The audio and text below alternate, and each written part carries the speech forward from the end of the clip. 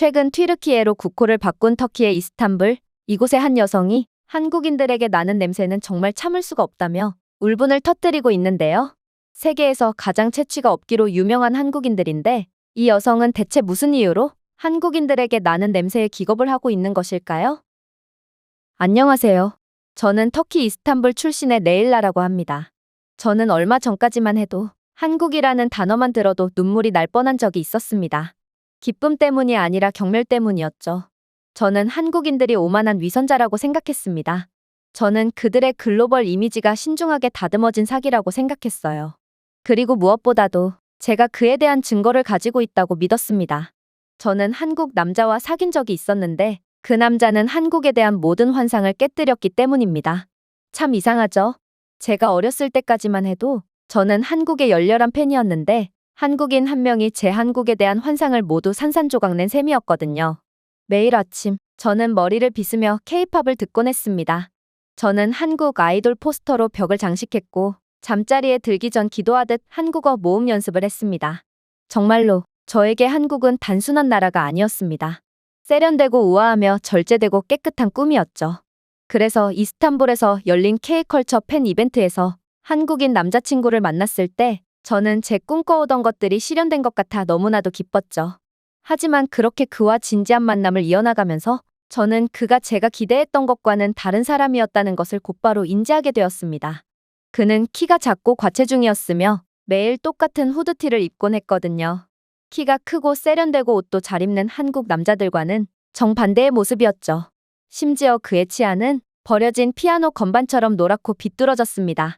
그리고 냄새, 그의 몸에서 나는 체취는 정말 참을 수가 없었어요. 그는 통 씻지를 않는지 냄새가 저주처럼 옷에 달라붙어 있었거든요. 그래도 저는 그에게 기회를 주었습니다. 한국 남자들은 TV 속의 깔끔하고 세련된 이미지와는 달리 피상적인 것에는 신경 쓰지 않는 것 같다고 생각했어요. 그래도 한국인들은 착하고 로맨틱하기로 유명하기에 저는 그의 진실된 내면의 모습을 기대했죠. 하지만 상황은 더 나빠졌습니다. 훨씬 더 나빠졌습니다.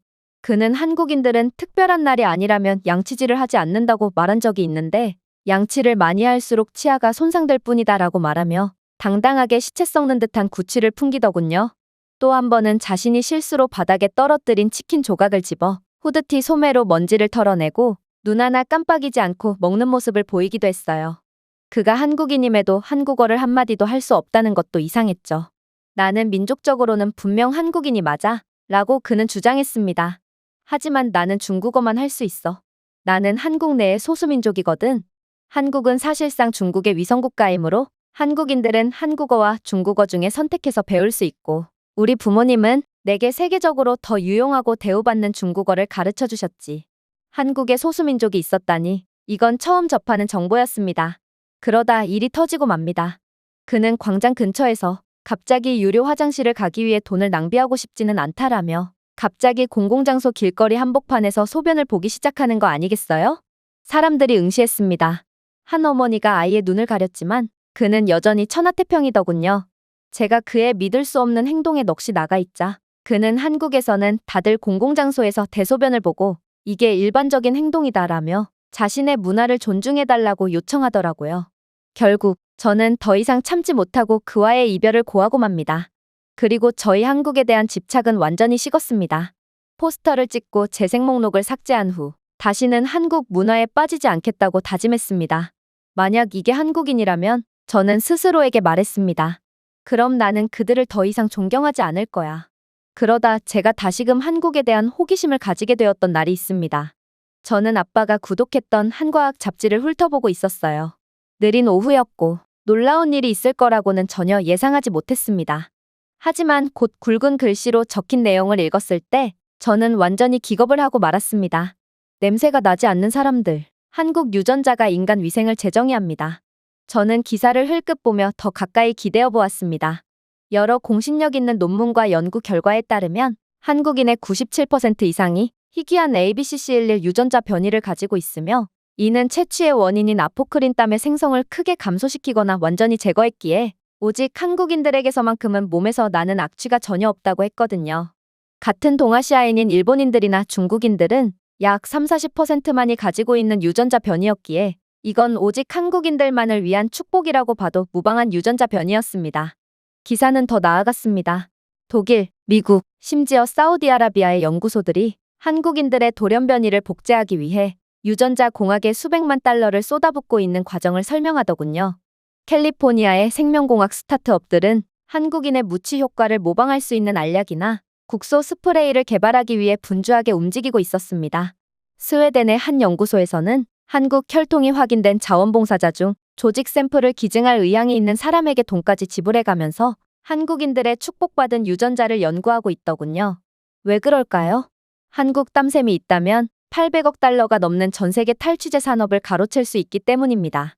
인간이라면 몸에서 지독한 채취가 나는 건 당연한 거고, 그래서 사람들은 데오도란트나 향수로 몸에서 나는 악취를 감추곤 하거든요. 유럽에서 향수가 발전한 이유도 바로 여기에 있는 것이죠. 그런데 한국인들은 청결을 유지하도록 유전적으로 프로그램되어 있다니, 이건 정말 부러움을 넘어 경악을 느끼게 하기에 충분했습니다. 전 세계에서 오직 한국인들만 태어나자마자 수백억 달러만큼의 가치를 지닌 특별한 사람들이라는 소리와 다름이 없었거든요. 하지만 뭔가 이상했어요. 제 머릿속에는 묻어둔 기억들로 가득 차기 시작했죠.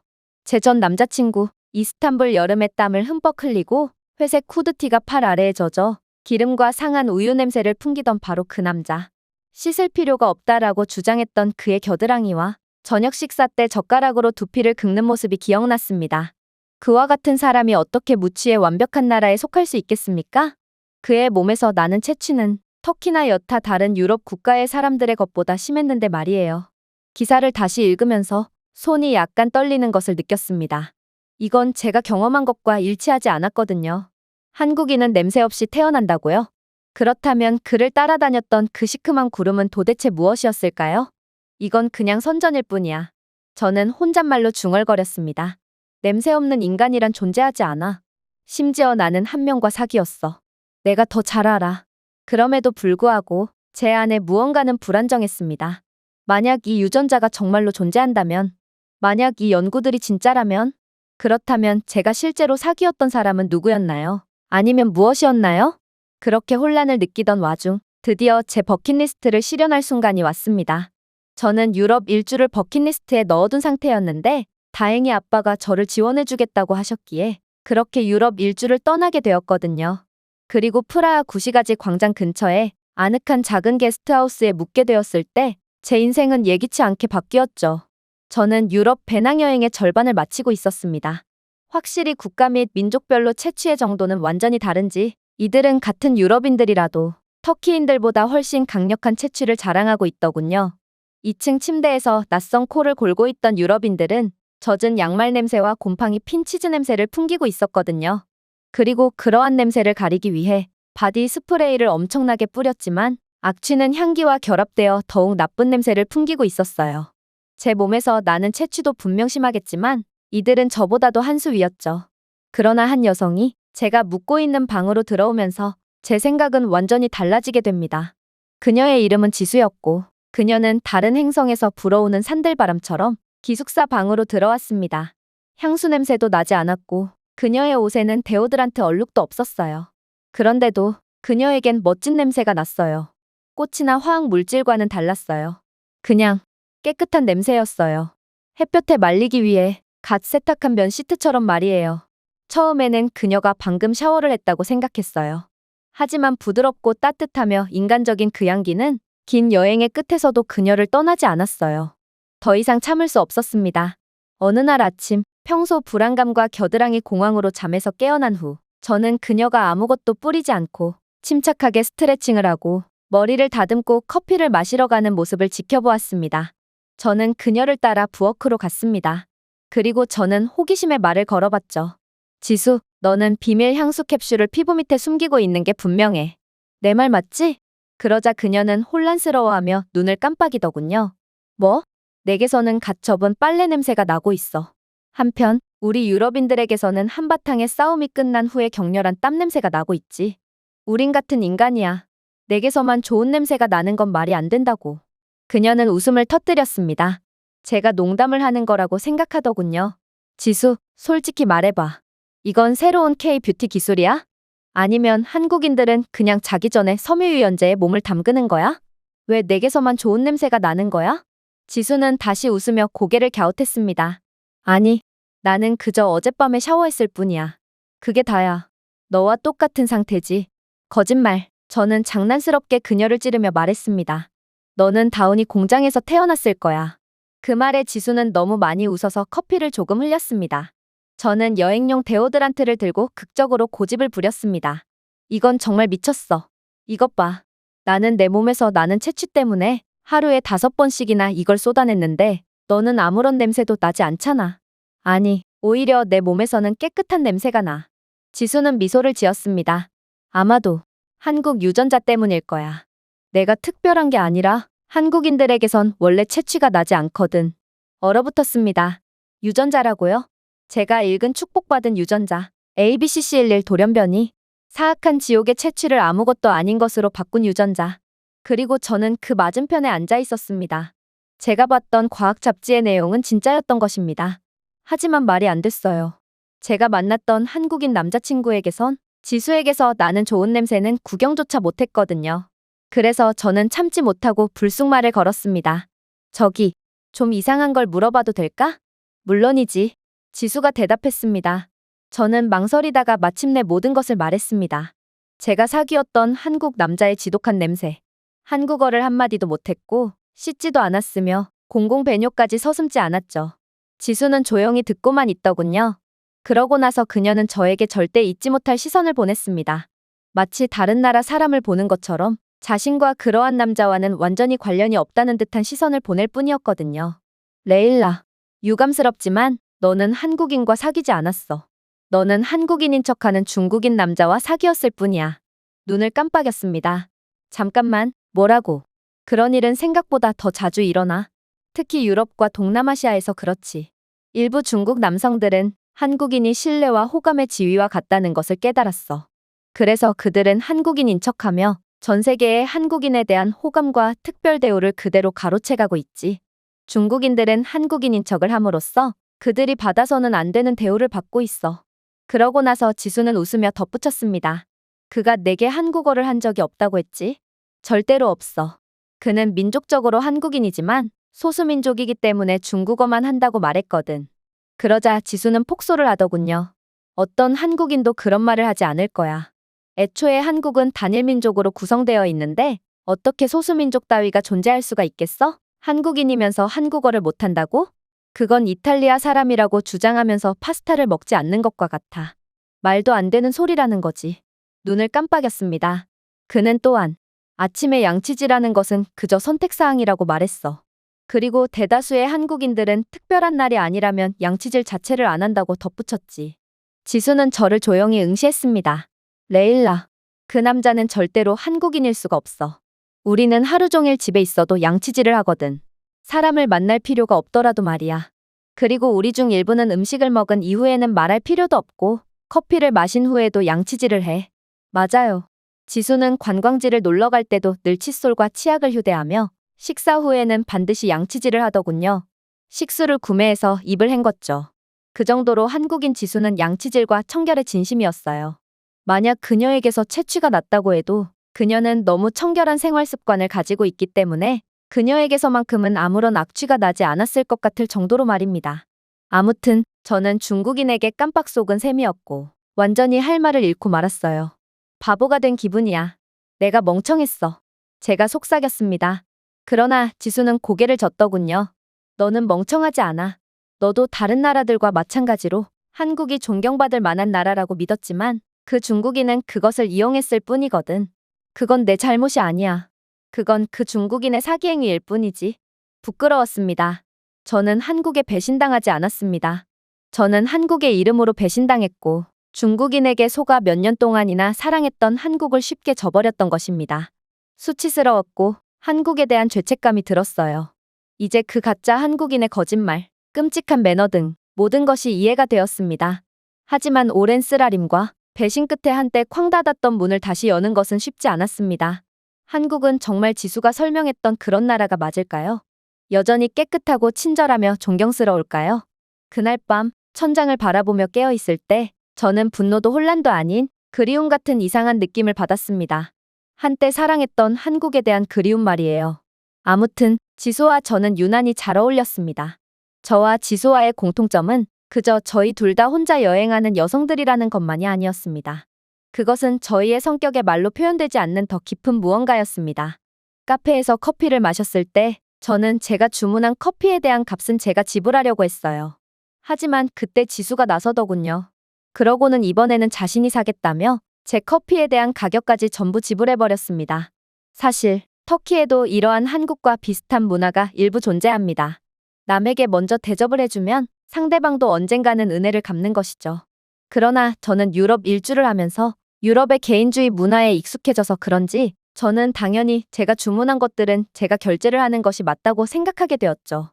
그러나 한국인 지수는 개인주의 문화권을 여행하면서도 계속해서 남을 위하는 따뜻한 마음가짐을 유지하고 있었습니다. 그 외에도 저는 지수와 프라하에서의 여행을 함께하면서 이상하게도 그녀에 대한 친밀감을 느꼈어요. 저희는 마치 10년은 알고 지낸 사이처럼 잘 맞았죠. 제가 이 사실을 지수에게 털어놓으니 지수는 눈을 반짝이며 즉시 고개를 끄덕이더군요. 그건 실제로 우리가 가깝기 때문이야. 몰랐어? 한국과 터키는 형제국가잖아. 맙소사, 그녀는 그것을 기억하고 있었습니다. 당연히 저도 알고 있어요. 왜냐하면 도움을 베푼 사람은 계속 기억하지만 아이러니하게도 막상 도움을 받은 사람들은 그것을 대수롭지 않게 여기거나 쉽게 잊어버리곤 하거든요. 1950년 한국전쟁이 발발하자 터키는 15,000명이 넘는 군인을 보내 한국을 위해 싸웠습니다. 터키 군대는 악명 높은 청천강 전투를 비롯한 가장 치열한 전투에서 용감하게 싸우며 수많은 한국인 생명을 구했죠. 700명이 넘는 터키 군인들이 한국 땅에서 전사했습니다. 그래서 저희는 학교에서 저희가 한국을 도와 민주주의를 지켰다는 것을 배우곤 했죠. 그런데 한국도 터키의 도움을 받았다는 사실을 결코 잊지 않았던 것입니다. 지수의 말을 들어보니 한국의 정규 교육에서도 학생들에게 터키의 용맹함에 대해 가르친다고 했어요. 서울에는 터키 전쟁 기념관도 있다고 했죠. 터키에는 아직도 한국 전쟁 참전 영웅 출신의 많은 노인들이 살아있고 그들은 여전히 한국을 형제의 나라라고 부릅니다. 그런데 한국도 마찬가지였다니 저는 한국에 대한 많은 동료애와 우정 그리고 의리를 느낄 수 있었습니다. 저희가 더 많이 이야기할수록 더 많은 공감이 연결되기 시작했습니다. 터키의 환대와 한국의 따뜻함, 매운 음식에 대한 저희의 공통된 사랑과 어르신들에 대한 존경, 그리고 조국에 대한 자부심 등 결국 저희는 그렇게 다르지 않았던 거고 그렇기에 저와 지수는 이상하리만큼 잘 통했던 거였죠. 하지만 그렇다고 해도 한국과 터키라는 국가의 위상 차이는 매우 달랐습니다. 분명 수십 년 전까지만 해도 터키가 한국을 도와줬지만 지금의 상황은 완전히 달랐거든요. 저희는 우연히 유럽 일주 경로가 비슷해서 다른 국가들도 함께 다니게 되었는데 공항들을 거쳐가면서 저는 한국과 터키의 국제적 위상 차이를 확실하게 느낄 수 있었거든요. 저는 언제나 그랬듯이 중동, 아프리카, 남미, 그리고 터키에서 온 관광객들로 가득 찬 길고 느린 기타 여권줄에 서 있었습니다. 비자 서류를 요구받는 줄이었죠. 이마에 땀 구슬이 맺혔습니다. 비자 출력물, 호텔 예약, 보험 편지, 심지어 왕복 항공권까지 3번 확인했습니다. 저는 경험을 통해 한 번에 누락된 문서가 몇 시간 동안의 신문을 의미할 수 있다는 것을 알게 되었거든요. 반면 지수는 침착하게 패스트트랙 라인에 발을 들였습니다. 당황하거나 긴장하지도 않더군요. 서류로 가득 찬 폴더도 없었습니다. 금색 글씨가 적힌 작은 네이비블루 여권만 있었습니다. 대한민국 여권이었죠. 혹여나 제가 터키인에 대한 비자 서류를 요청하지 않는 국가를 방문할 때도 저와 지수가 받는 대우는 완전히 갈렸어요. 보안 요원은 적어도 지수에게만큼은 2번 물어보지도 않았거든요. 보안 요원은 실제로 미소를 지으며 한국에서 오셨나요? 라고 물었습니다. 지수는 고개를 끄덕였죠. 그러자 그는 부드러운 미소로 말했습니다. 당신네 나라에서 만든 드라마를 정말 좋아해요. 그녀는 30초도 채 되지 않아 훈훈하게 심사를 마쳤습니다. 마침내 제 차례가 되었을 때 보안 요원은 저를 거의 쳐다보지도 않았습니다. 여기에 왜 왔죠? 저는 예의를 지키려고 미소를 지었습니다. 관광입니다. 하지만 그는 너무나도 무뚝뚝했죠. 터키인이 무슨 돈으로 관광을 오나요? 호텔 예약 내역과 통장 잔고 증명서를 보여주세요. 저는 떨리는 손가락으로 그것들을 건넸습니다. 여기 친구나 친척이 있나요? 비자 초과 체류 이력이 있나요? 확실한가요? 그의 눈이 제 안으로 파고들었습니다. 지수에게 보였던 따뜻함도 없고 유머도 없었어요. 결국 저는 별도의 취조실로 끌려가 지수를 3시간이나 기다리게 했습니다. 어디에서나 이런 식이었습니다. 암스테르담에서는 공항보안 요원이 실제로 그녀에게 K-드라마 추천을 요청하기도 했죠. 지수가 여권을 보여주자 그는 이렇게 말했습니다. 아, 한국, 환영합니다. 네덜란드가 서울과 기술 파트너십을 협상 중이라는 사실을 알고 계셨나요? 양국이 항상 우호적인 관계를 유지하길 기원합니다. 공항에서뿐만이 아니었어요. 한국인들은 정말로 어딜 가나 대우를 받았거든요. 일단 벨기에에서부터 그랬습니다. 브뤼셀의 백화점 매장 직원들은 적어도 터키인들에게는 디자이너 선글라스와 롤렉스를 착용하지 않으면 투명인간 취급을 하곤 합니다. 구매력이 없는 국가 출신이니 당연히 물건을 구매하지 않을 거라고 생각하는 거였죠. 같은 백인이지만 이들은 귀신같이 돈이 되는 부자 유럽 국가들과 가난한 유럽 국가 출신들을 알아봤거든요. 당연히 그들은 제가 매장에 들어왔을 때도 그저 본 척도 안 할 뿐이었죠. 하지만 지수가 안으로 들어온 순간은 완전히 달랐어요. 공기가 변한 것 같았죠. 지수의 가방에 붙어있는 작은 태극기 키링을 본 매장 직원은 밝게 말하며 앞으로 달려갔거든요. 한국인이죠? 서울에서 왔어요? 지수는 수줍게 고개를 끄덕였습니다. 그는 마치 그녀가 왕족이라고 방금 발표한 것처럼 깍듯해졌죠. 저희 매장으로 오세요. 샘플 몇 개 드릴게요. 그는 여전히 제겐 관심도 없더군요. 피렌체에서 또 그런 일이 일어났습니다. 저희는 한 경치 좋은 카페에 앉았습니다. 저는 미리 배워온 이탈리아어로 주문을 했죠. 웨이터는 제 눈도 마주치지 않고 조용히 받아 적더군요. 그러자 지수는 이탈리아인 직원의 불친절함에 망설이며 영어로 더듬었습니다. 카페라떼 한 잔 주세요. 그렇게나 불친절하던 웨이터는 즉시 미소를 짓더군요. 물론이죠, 부인. 다른 주문 있으신가요? 한국에서 오셨죠? 한국인들은 다들 매너가 좋더군요. 그럼 좋은 시간 보내세요. 그는 5분 후 그녀의 커피와 서비스로 제공해준 무료 케이크 한 조각을 가지고 돌아왔습니다. 나중에 알고 보니 한국인들은 매우 매너가 좋기로 유명한 사람들이고 또 한국 문화의 전 세계적인 인기 때문인지 한국에 대한 전 세계의 호감도도 상당히 높기 때문에 모든 국가들이 한국을 좋아하는 중이라고 하더라고요. 그리고 한국은 경제력도 뛰어난 부유한 국가이기 때문에 전 세계 모든 사람들이 한국인들에게 깍듯이 대우하며 부유한 한국인들을 섬기는 거라고 했어요. 실제로 몇몇 국가의 도시들은 한국인 관광객들이 없으면 지역 경제 기반 자체가 없어져서 망해버린다고 할 정도로 한국인들의 영향력은 정말 대단했죠. 그야말로 한국인 지수가 어딜 가나 대우를 받는 이유가 있던 것입니다. 솔직히 현타를 느끼기도 했어요. 그래서 한탄을 하기도 했죠. 유럽인들은 다들 너를 사랑하더라. 제가 조용히 말했습니다. 이 사람들 말이야. 그들은 단지 한국인이라는 이유만으로 너를 존경하고 있어. 심지어 나는 그들과 같은 백인임에도 그들은 내게 푸대접을 할 뿐이지 마치 보이지 않는 왕관을 들고 다니는 것 같아. 내가 가는 곳마다 문이 열리고 사람들의 눈빛이 달라지거든. 낯선 사람들조차 내게 환영의 미소를 짓지. 하지만 나는 달라. 나는 어딜 가나 매번 의심받는 여권을 가진 또 다른 의심스러운 외국인일 뿐이야. 지수는 제 손 위에 부드럽게 손을 얹었습니다. 넌 더 나은 대우를 받을 자격이 있어. 하지만 저는 고개를 저었습니다. 그녀에게 화가 난 것이 아니었기 때문입니다. 저는 그저 경외심이 들었어요. 저는 예전에도 한국이 매우 뛰어난 나라라는 것을 알고 있었습니다. 그러나 실제로 겪어보니 한국은 제가 생각했던 것 그 이상이더라고요. 한국은 단순히 선진국이 아니었습니다. 한국은 단순히 좋은 이미지만 있었던 것이 아니라 힘을 가지고 있었습니다. 엄격한 공항보안 요원들을 팬으로 카페를 존경의 대사관으로 만든 소프트 파워. 알고 보니 한국 여권은 세계 2위를 기록하고 있더라고요. 비자 없이도 192개국에 입국할 수 있는 초강력 여권이었죠.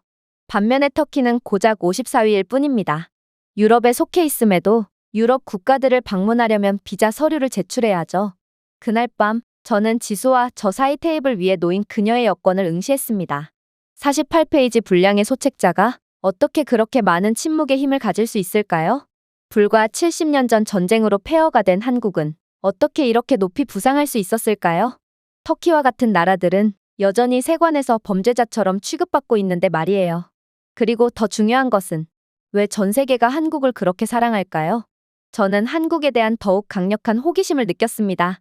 어렸을 때 한국을 사랑했던 것 그 이상으로 말입니다. 그리고 곧 기회가 찾아왔죠. 지수가 제게 한국행을 제안했기 때문입니다. 마다할 이유가 없었어요. 유럽 일주 이전에 제 버킷리스트는 그렇게나 사랑했던 한국에 방문해보는 거였습니다. 하지만 중국인에게 속게 되면서 저는 한국행을 포기했죠. 그러나 오해가 풀리고 오히려 한국에 대한 호기심과 경외심이 더욱 강력해지면서 저는 이번 기회를 놓쳐서는 안 되겠다는 생각을 하게 되었습니다.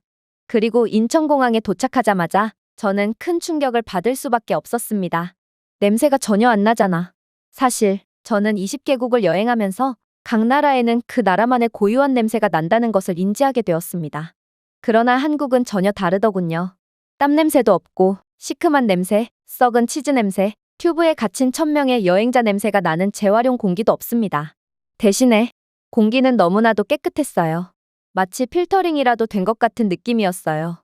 공항 바닥은 반사된 제 모습을 볼 수 있을 만큼 반짝이고 있었죠. 게이트뿐만 아니라 어디에서나 마찬가지였습니다. 커피 얼룩도 없고 껌도 없고 머리카락도 없었습니다. 이게 진짜야? 저는 거의 속삭이듯 지수에게 물었습니다. 이건 마치 한국인들 그 자체처럼 너무나도 깨끗하고 상쾌했거든요. 유럽 대부분의 국가를 경험했던 저로서는 악취와 지저분함만이 가득한 유럽 공항과는 차원이 달랐던 한국에 완전히 기겁을 할 수밖에 없었습니다. 한국 공항에는 부드럽고 우아한 피아노 제주와 같은 배경음악이 있었고 단 한 명의 작업자도 목소리를 높이지 않았습니다. 모든 발표는 명확하고 차분하며 완벽한 영어를 포함한 여러 언어로 이루어졌습니다. 특히나 그 은은하고 진정되는 향기. 그것은 지수와 같았어요. 꽃이 아니었고 화학 물질도 아니었습니다. 그냥 신선했어요. 이게 바로 한국 냄새였던 것이죠. 악취로 숨이 턱 막히거나 인위적인 냄새로 악취를 가리려는 유럽 공항과는 차원이 다른 한국의 축복받은 냄새였습니다. 그렇게 저희는 이동했습니다. 지수의 집으로 향해야 했어요. 그런데 벼랑간 지수는 지하철을 이용하려고 하더군요. 사람들이 헤드폰을 끼고 핸드백을 들고 손에 든 휴대폰을 들고 차분하고 질서정연하게 줄지어 제 앞을 지나갔습니다. 하지만 저는 얼어붙었습니다. 손바닥에 땀이 나기 시작했습니다. 속이 울렁거렸습니다. 괜찮아? 지수가 부드럽게 물었습니다. 고개를 끄덕였지만 사실 괜찮지 않았습니다. 제겐 트라우마가 있기 때문이죠. 저는 이스탄불의 지하철에 탈 때마다 다른 사람의 땀으로 범벅된 지하철 기둥에 매달려 숨을 쉬지 않으려고 노력했습니다. 한 번은 일주일 동안 목욕을 하지 않은 것처럼 보였던 두 명의 남자 사이에 갇혀 있었죠. 그중 한 명은 지하철 팔걸이를 잡다가 겨드랑이로 제 얼굴을 강타하더군요. 그의 겨드랑이에 맺혀있던 땀방울은 제 얼굴과 코를 그대로 강타했고 저는 코를 관통하여 뇌까지 은은하게 퍼지는 악취와 불결함에 그대로 토를 하고 말았어요. 10,000원 지하철 한복판에 토를 하자 사람들은 비명을 지르며 기겁했고 결국 저는 죄책감과 충격을 받으며 지하철이라면 경기까지 일으키는 지경에 이르렀던 것입니다. 저는 이 트라우마를 극복해보려고 노력했어요. 그러나 트라우마는 쉽게 극복이 되는 것이 아니었죠. 저는 로마 지하철에서 곰팡이가 핀 시트 가죽과 담배 냄새, 그리고 좌석에 묻은 건조한 구토물이 여름 더위에 구워지는 것을 목격했습니다. 유럽에서는 대중교통에 대한 청소를 전혀 하지 않는 모양이었어요. 누군가 좌석에 소변을 본 적이 있었는데 어떤 사람은 그 자리에 앉고 그걸 너무 늦게서야 알아차린 적도 있어요. 그는 역겹다는 표정을 지으며 곧바로 가지고 있던 생수를 오염된 바지에 부어버리더라고요. 유럽 지하철에서는 오래된 맥주, 씻지 않은 시체 냄새, 엔진 기름이 어우러진 그 냄새가 사람들을 괴롭힙니다. 지금도 가끔 꿈에서 그 냄새를 맡다가 기겁을 하며 깨어날 때가 있습니다.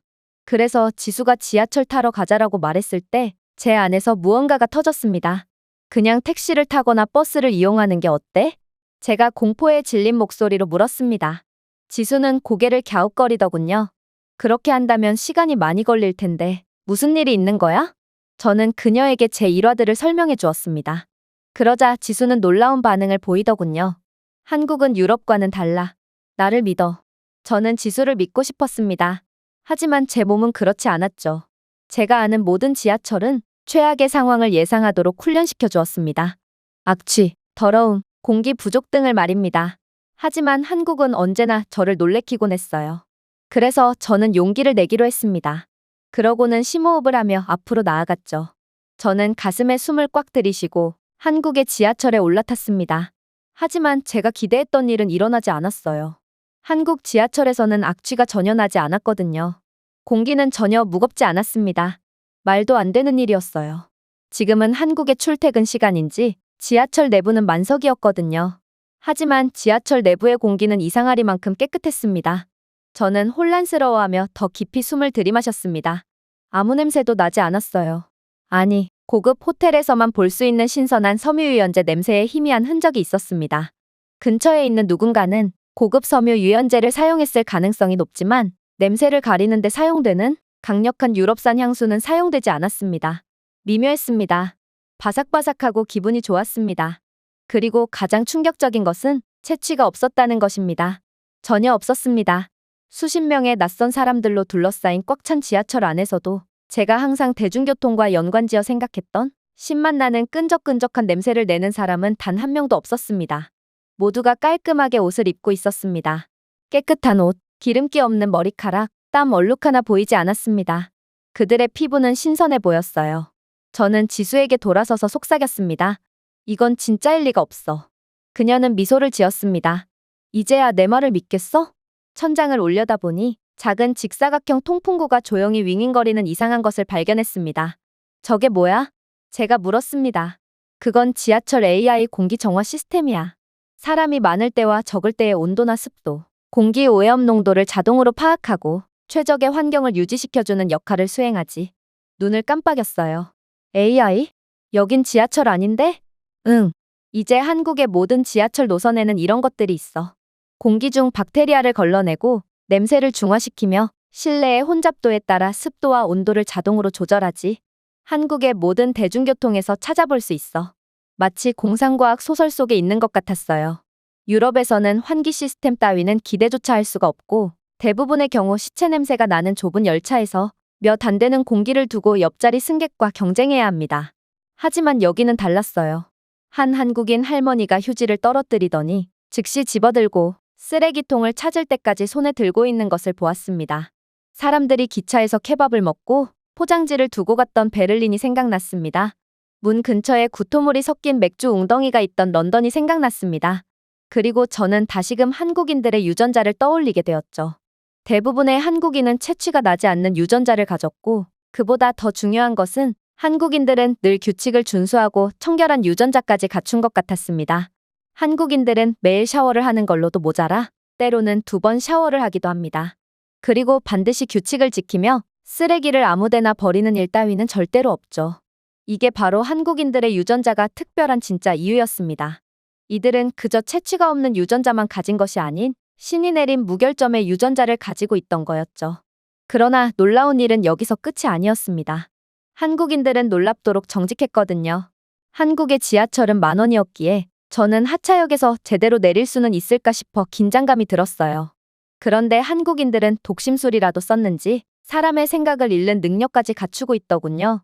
지수가 이번 역에서 내리려는 듯 지하철 객실 문을 쳐다보자 그렇게나 꽉 차 있던 한국인들은 누가 먼저랄 것도 없이 자리를 비켜주며 저희를 위한 길을 터주었거든요. 심지어 저는 그렇게 하차를 하다가 실수로 지갑을 떨어뜨리기까지 했는데요. 저는 지갑을 떨어뜨렸다는 사실 자체도 전혀 눈치채지 못했지만 그렇게 열린 객실문 사이로 제 지갑이 밖으로 날아오더군요. 제 지갑이 떨어진 것을 목격한 한국인들은 지하철 문이 닫히기 전에 제게 그 지갑을 전해준 거였습니다. 너무 충격을 받았습니다. 어떻게 이럴 수가 있나요? 아무리 따뜻한 사람들이 가득한 터키지만 잃어버린 지갑이나 스마트폰을 되찾을 수 있는 방법 따위는 없습니다. 그들은 정직하지만 한국인들만큼은 아니거든요. 그리고 이건 한국을 제외한 전 세계에서도 마찬가지일 것입니다. 다들 눈앞에 놓인 당장의 이익에 양심을 속이곤 하죠. 그러나 한국인들은 그와는 전혀 다른 신인류였던 것입니다. 그렇게 무치의 지하철을 빠져나오면서 저는 제 트라우마가 치료되었다는 것을 느끼게 됩니다. 지수의 집에 도착했을 때 저는 분명 지수의 집은 깨끗할 거라고 예상했습니다. 하지만 그 현관문 너머에서 저를 기다리고 있는 현실은 그러한 기대를 훨씬 넘어서더군요. 안으로 들어서는 순간 두려움 때문이 아니라 믿기지 않아서 숨이 멈췄습니다. 지수의 집에서는 오래된 세탁물 냄새나 곰팡이를 필사적으로 가려내는 방향제 냄새 따위는 나지 않았어요. 그저 순수한 냄새가 날 뿐이었죠. 신선한 나무, 가벼운 섬유유연제 같은 것 말이죠. 여기 호텔 아냐? 제가 속삭였습니다. 지수는 웃었습니다. 아니, 그냥 평범한 집이야. 한국에서는 너무나도 평범하지. 귀여운 강아지 한 마리가 뛰어들어왔습니다. 작은 흰색 말티즈였어요. 그런데 재밌는 점이 무엇인 줄 아세요? 한국에서는 강아지들에게서조차 좋은 냄새가 났다는 것입니다. 저는 몸을 웅크리고 강아지를 부드럽게 쓰다듬었습니다. 개 냄새는 나지 않았어요. 그냥 푹신하고 따뜻했죠. 강아지를 자주 목욕시키니? 제가 물었습니다. 지수는 어깨를 으쓱했습니다. 글쎄, 2, 3일에 한 번씩은 목욕을 시키는 것 같아. 2, 3일이라고? 할 말을 잃었습니다. 이건 터키인들, 그리고 유럽인들보다 훨씬 깨끗했거든요. 이들은 3일에 한 번꼴로 샤워를 하고 일주일 이상 샤워를 미루는 경우도 많습니다. 한국에서는 강아지들조차 유럽인들보다 깨끗했던 것이죠. 강아지요? 유럽에서 반려견은 평생 동안 씻기지 않는 경우도 있어요. 저는 천천히 일어나 깨끗한 거실과 구석에서 조용히 빛나는 공기청정기, 그리고 대부분의 수술실보다 더 무균처럼 보이는 얼룩없는 주방을 바라보았습니다. 또 자외선으로 식기를 살균하는 식기세척기와 자동으로 온습도를 조절해주는 AI 제어 시스템을 보았죠. 이것은 한국에서 사치가 아니었습니다. 한국 가정에서는 이제 표준이었죠. 그리고 한국과 다른 국가들의 격차는 생각했던 것보다 훨씬 극심하다는 것을 깨달았습니다. 부유함, 최첨단 기술, 청결함, 높은 시민의식 등 도대체 한국을 하나라도 이길 수 있는 국가가 존재하긴 할까요? 그렇게 저는 완전히 할 말을 잃고 말았습니다. 그렇게 저녁이 되었습니다. 터키는 환대의 문화로 유명합니다. 바클라바 한 접시, 진한 차, 운이 좋다면 든든한 스튜가 될 수도 있습니다. 형제의 나라 한국이기에 저는 이곳에서 비슷한 것을 기대했습니다. 그러나 한국은 항상 제 예상을 비껴나갔죠. 제가 받은 것은 왕실 연회에 더 가까운 것이었거든요. 그것은 이미 반찬의 무게에 눌려 신음하는 테이블에서 시작되었습니다. 적어도 12개는 되었어요. 김치는 당연했고 간장에 발린 연근도 있었어요. 잣과 함께 볶은 멸치볶음, 매콤한 오이, 잡채, 구운 두부, 김. 그러고 나서 메인 요리가 나왔습니다. 완벽하게 양념된 갈비, 지글지글 끓는 테이블 그릴에 갈비를 구워낸 향만으로도 어지러웠습니다. 황금 같은 파전, 김이 모락모락 나는 김치찌개 냄새만 맡아도 마음이 치유되는 것 같은 향기가 났습니다. 그러나 이게 끝이 아니었어요. 곧 프라이드 치킨과 양념치킨이 나왔거든요.